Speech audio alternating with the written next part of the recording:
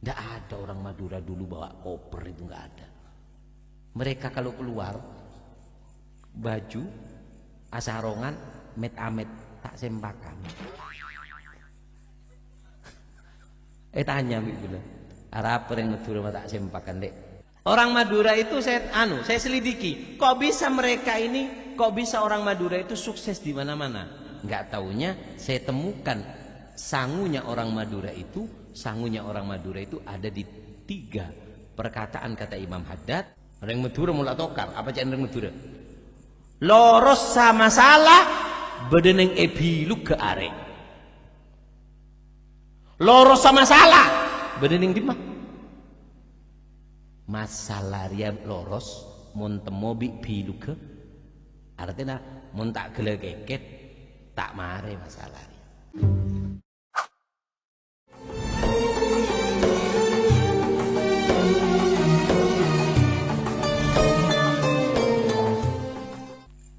Saya itu pernah nyelidiki, kok bisa sih orang Madura itu bisa menyebar ke seluruh penjuru dunia. Coba gue tanya kamu dia, di mana beda gunung saya tak ada ring Madura? Beda. Mana ada satu daerah yang di situ nggak ada orang Madura? Di mana? Ukraina beb loh, yang ngambil selongsongnya peluru habis perang dikirim lewat kontainer itu kalau bukan orang Madura siapa itu? Ada di mana-mana. Saya itu nyari di kitab, orang Madura ini sukses. Tak cari di kitab, ada ndak ya dalilnya orang Madura kok bisa sukses? Orang Madura itu saya sering mengatakan Cina celeng. Siapa yang Madura? Cina, saraan Cina celeng. Saraan dari Cina po. Cina itu belum rata kemana-mana. Di gunung nggak ada orang Cina. Sampai ke Krucil, taman hidup, buka batu, boh kakek eki jauh. Beda yang Madura. Jepang, tempatnya Citayam itu. Orang Madura, bu abu tak iya, bu bodoh. Ada di mana-mana orang Madura itu. Saya cari, subhanallah, sifat orang Madura itu saya temukan di dalam ucapannya Al Habib Abdullah bin Alwi Al Haddad. Habib Abdullah bin Alwi Al Haddad mengatakan bahwasanya manis tashaba fi safarihi thalatha asya anjahat. Siapa orang yang dia ini ketika dia merantau sangunya ada 3. Orang kalau mau merantau keluar daerah sangunya 3, maka dia anjahat, dia akan sukses. Orang Madura dulu itu kalau mau keluar ke Jawa, orang Madura ini kan, Madura ini Jawa apa? Jawa apa? Jawa Timur. Tapi orang Madura kalau ngomong mau ke Surabaya dia Demak torona ke Jawa aja. Beban bedening Demak. Cek yang bedening Jawa nih kita iki. Orang Madura ngocak entar ke Jawa. Padahal abang ning Jawa iya, masa ning Kalimantan wah. Orang Madura dulu itu kalau merantau tak sanggup apa-apa, Pak. Tidak ada orang Madura dulu bawa koper, itu nggak ada. Mereka kalau keluar baju asarongan met amet tak sempakan. Tanya bilang, Arab yang Madura tak sempakan dek, suap payah yang itu suap ya. Orang Madura itu saya selidiki, kok bisa mereka ini, kok bisa orang Madura itu sukses di mana-mana? Nggak taunya saya temukan sangunya orang Madura itu ada di 3 perkataan kata Imam Haddad, manis tashaba fi safari thalatha asya anjahat. Siapa orang yang berbekal di dalam waktu dia menjadi musafir 3 perkara, maka dia akan akan sukses. Apa yang pertama? Mereka adalah husnul khuluq.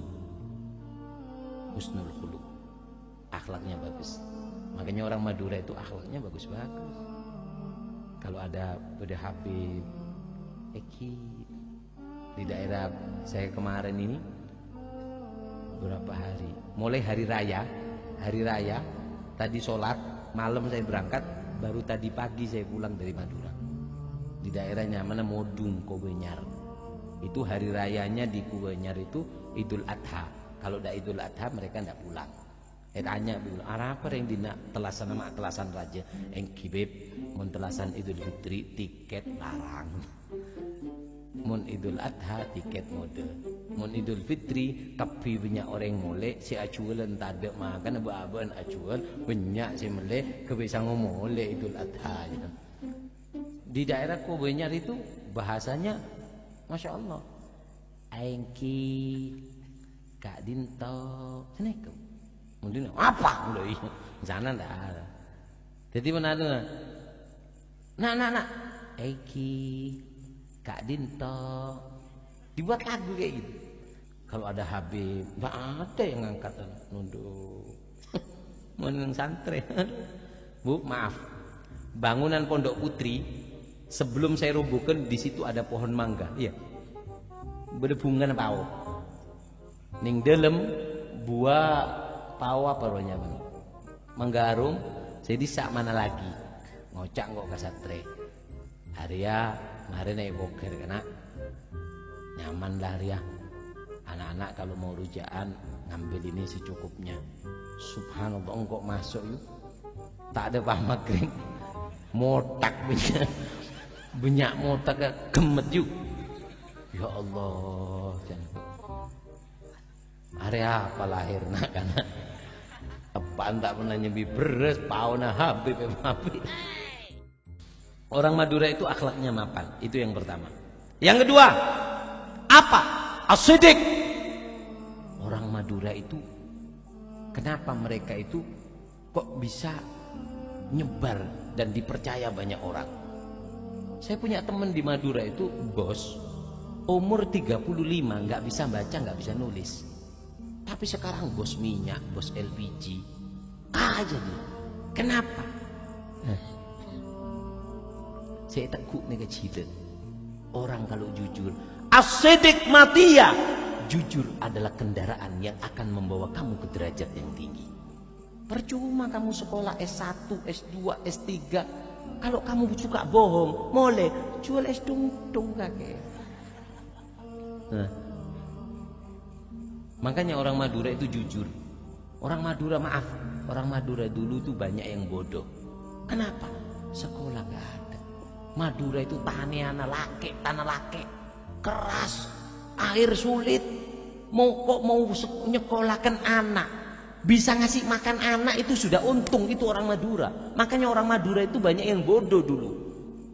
Tapi orang Madura walaupun bodoh ininya cilen ring Madura itu nggak pernah bohong mereka, sehingga mereka diterima di segala lapisan. Insya Allah. Orang Madura itu keras, tapi nggak sembarangan kerasnya. Orang Madura mulai tokal. Apa cak orang Madura? Loros sama salah, bedeneng ebilu ke are. Loros sama salah, bedeneng dimah.